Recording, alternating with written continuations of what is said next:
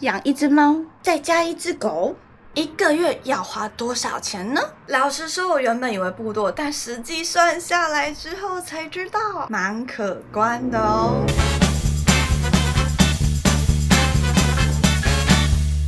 在流动里找安定。大家好，我是池小草，欢迎来到我的生活实验。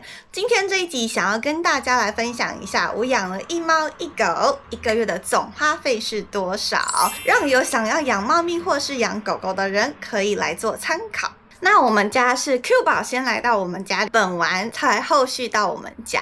我觉得养猫咪跟狗狗的花费有些许的不同，也会在今天的影片跟大家做分享。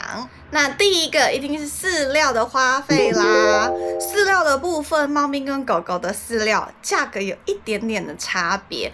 我之前买同一个品牌，同一种口味，但是猫咪都会比狗狗的饲料呢再贵个100-200块。我猜可能是因为猫咪基本上都是肉食动物，狗狗可以吃五谷杂粮，所以在饲料的部分有非常多的厂商，猫咪的饲料都会做含肉大多数的饲料，所以成本上比较高。因此猫咪跟狗狗的饲料同一个重量、同一个品牌、同一个种类来说，我观察到的都会是猫咪的饲料高一些。挑选饲料的部分，我是没有给他们吃固定的品牌，因为之前有看到很有公信力的品牌突然出大事故，连续吃这个品牌的毛小孩就身体出状况了。因为这样子，我有一点害怕他们吃同一家的饲料，所以呢，每个月我会交替不同家的饲料让他们享用。基本上我都是挑 WDJ 认证的，虽然它不是绝对，但是我觉得也有一定的公信力。饲料他们两个大概是2个月吃一包，一个月的花费落在500块左右。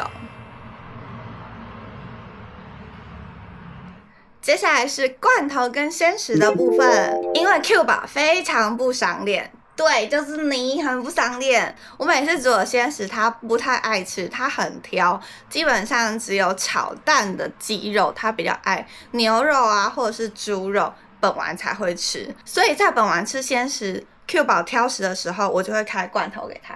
我们家两宝是一天放2餐，早上就会是鲜食或罐头，晚上就会是饲料。但因为 Q 宝食量比较小，所以我开1个罐头，基本上它可以分2天吃。它1个月的罐头费用差不多落在1000块。本丸的部分，鲜食1个月的花费差不多落在2000块。确实自己煮鲜食还是会比罐头再高一些些，因为可能我会加蛋啊，除了肉之外呢，马铃薯、蔬菜等等的，让它尽量的均衡营养，所以本丸在鲜食的部分1个月的花费会比 Q 宝高一些。再来就是零食，没错，以上3样都是吃的，吃的花费还是占最大宗。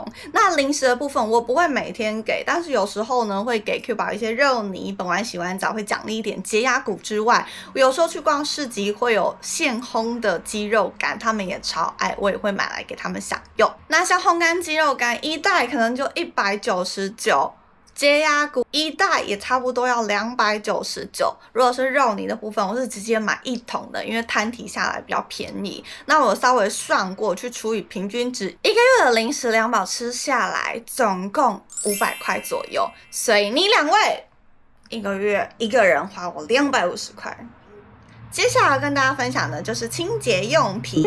猫咪相信大家都知道，就是猫砂。我们家的 Q 宝是用矿砂，而矿砂我大概1个月会整桶换掉一批，一次会加3大包在猫砂盆里面，这样厚度才够。所以它1个月猫砂费用大概会花掉400块。讲到这个，我就非常建议饲主们可以一次买多箱一点，虽然一次钱花出去有点痛，但是呢，摊提下来1包的费用会比较便宜。再来本丸的部分就是会有尿布支出以及清洁用品，我自己会帮它洗澡，所以我会买狗狗专用的洗澡剂。它有时候去宠物餐厅，我会让它包尿布，所以摊提下来1个月本丸的清洁部分，尿布加清洁剂大概会落在200块。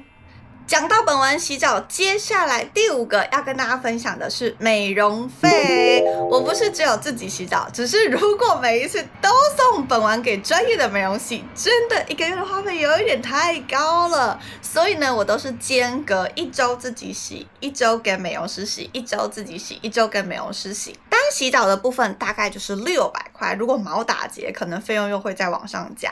那如果是全身美容的话，费用差不多会落在1300块，当然毛打结医药费用会往上加。而本丸毛长的速度也非常的快，加上呢红贵宾是卷毛，所以真的很需要常常清理，所以我大概2个月会带它去是全身美容、全身剪毛。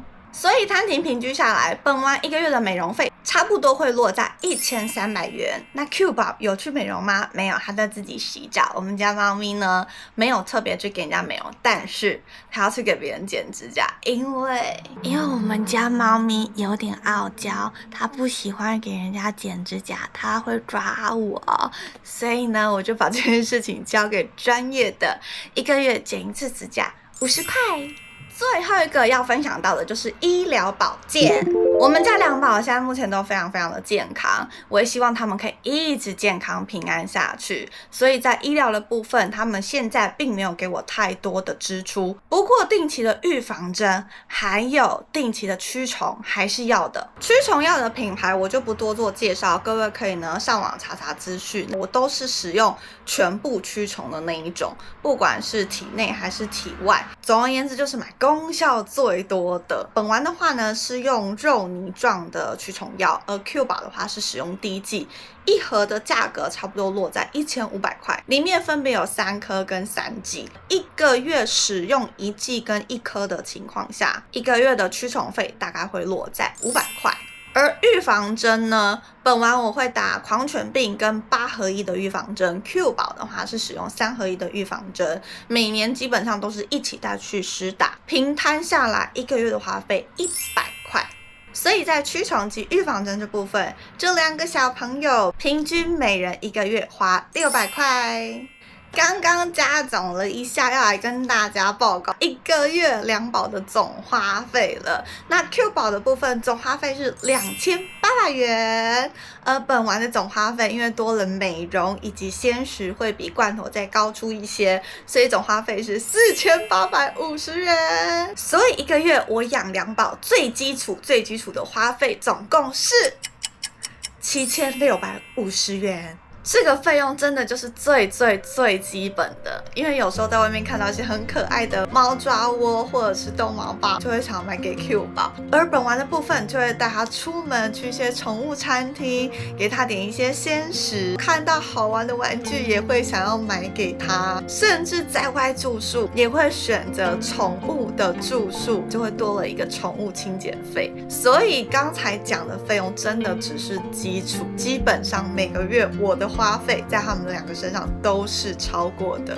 其实这样子的花费比我养他们2个之前预计的还要再多一些，但是也没有到完全负担不起。老实说，真的是因为要拍今天这部影片，不然我养他们5年以来没有真的去细数他们1个月平均花费多少钱。因为对我来说，他们给我的陪伴真的都超过这些价格。每天回家就是听到 Q 宝喵喵叫，有时候工作压力、生活压力很大的时候，本丸跑过来一个微笑，你就天哪，全部这些都值得了。而且他们2个是除了我的家人之外，唯一不会管我今天长什么样子，不会管我今天富不富有，不会管我今天邋不邋遢，他们真的就是100%全心全意的爱我。所以如果你问我值得吗？我告诉你们超值得。我养了他们2个到现在，没有任何一刻是后悔的。可能有时候会被他们捣乱到心情觉得好了哦，但是说真的，挖到心灵深处，我真的是爱他们爱到不行。如果你已经有心理预备，以上我跟你分享的这一些支出，如果你也有信心负责一条生命从始至终，非常建议大家可以去领养毛孩，真的会为你的生活带来无限的色彩。而听完以上这集，如果你也想要养毛小孩的朋友，欢迎在下方留言跟我分享。而如果你也有养毛孩的家长，欢迎在下方留言跟我交流咯。接下来我一样会记录我跟2宝的一切，还有我的双栖生活。这是吃校草的流动生活实验，我们下一集影片见咯。我已经拍完了，你怎么还在睡？你怎么跑来这里睡？我跟你一起躺地上。